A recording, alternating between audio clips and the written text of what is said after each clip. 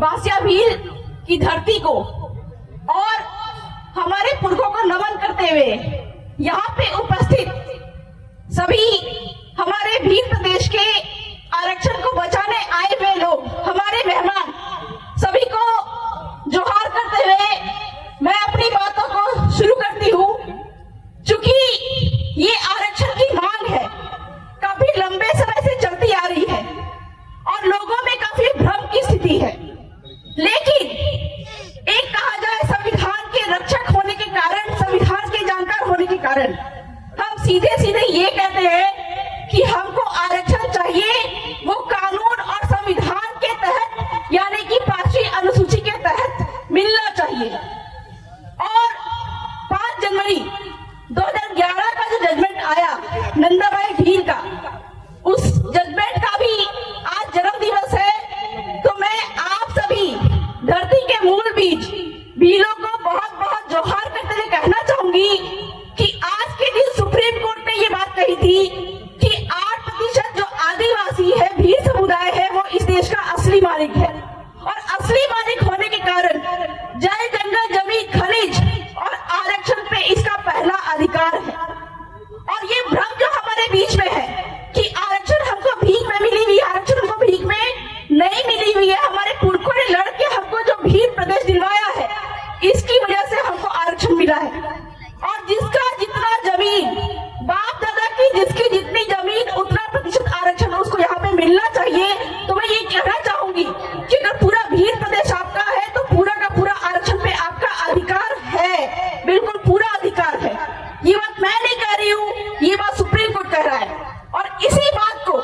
हमारे एक विधायक साहब निकले, राम प्रसाद जी रिंडोर, जो कि आपके विचारधारा से निकले, उन्होंने सरकार से ये बात कही कि 5वीं अनुसूची के तहत जो आरक्षण की मांग है, उसके अनुसार जो 100% आरक्षण जो है वो ना सिर्फ यहाँ की स्थानीय भर्तियों में किया जाए, बल्कि आरएएस और आरपीएस के एग्जाम में भी 100% भीलों को भरा जाए, आदिवासी क्षेत्र के भीलों को भरा जाए। चूंकि संविधान के 5वीं अनुसूची में ये प्रावधान है 100% आरक्षण का। और लेकिन आरक्षण की जब बात आती है, सबसे पहले मैं ये कहना चाहूंगी कि हमको सरकार से ये मांग करनी चाहिए कि यहाँ का सरकारी व्यक्ति कौन है, यहाँ का स्थानीय व्यक्ति कौन है। क्योंकि 1950 के पहले संविधान ये कहता है कि जो भी व्यक्ति 1950 के पहले भील क्षेत्र में बांसवाड़ा, डूंगरपुर, प्रतापगढ़ और जितने भी 5वीं सूची में आते हैं, इन क्षेत्रों में जितने भी लोग बाहर से आए उनको यहाँ पे आरक्षण नहीं मिलना चाहिए। तो स्थानीय व्यक्ति कौन होना चाहिए? जो अधिसूचना में लिखित है 1970 या उसके बाद जो आ रहे हैं, ये सरासर गलत है। कहीं ना कहीं सरकार हमारे भीलों के, यहाँ के आदिवासियों के आरक्षण पर कुठाराघात कर रही है। तो पहले स्थानीय व्यक्ति कौन होना चाहिए, इसका निर्धारण होना चाहिए कि 1950 में जिसकी भी जमीन यहाँ पे है वो यहाँ का स्थानीय व्यक्ति है और 1950 के अनुपात में उसके दम पे ही आरक्षण यहाँ पे सरकार को बनाना चाहिए। और कुल मिलाकर अभी जो मांग चल रही है 6.5% आरक्षण की, मैं इसका समर्थन करती हूँ। हालांकि संविधान कानून के अंदर जो सुप्रीम कोर्ट के जो आदेश आए हैं, इसके अनुसार संविधान तो कुछ और बोल रहा है, लेकिन जो आरएएस आरपीएस की बात में 6.5% की जो आरक्षण की मांग चल रही है, इसका मैं समर्थन करती हूँ। लेकिन कहीं ना कहीं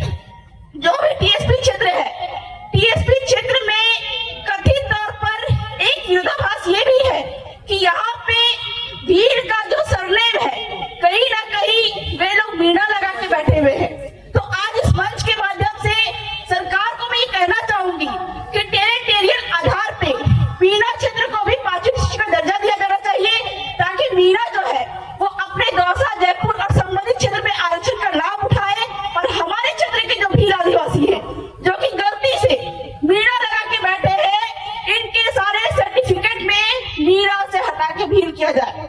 क्योंकि कहीं ना कहीं गलतफहमी में हमारे लोग मांग कर रहे हैं कि मीणा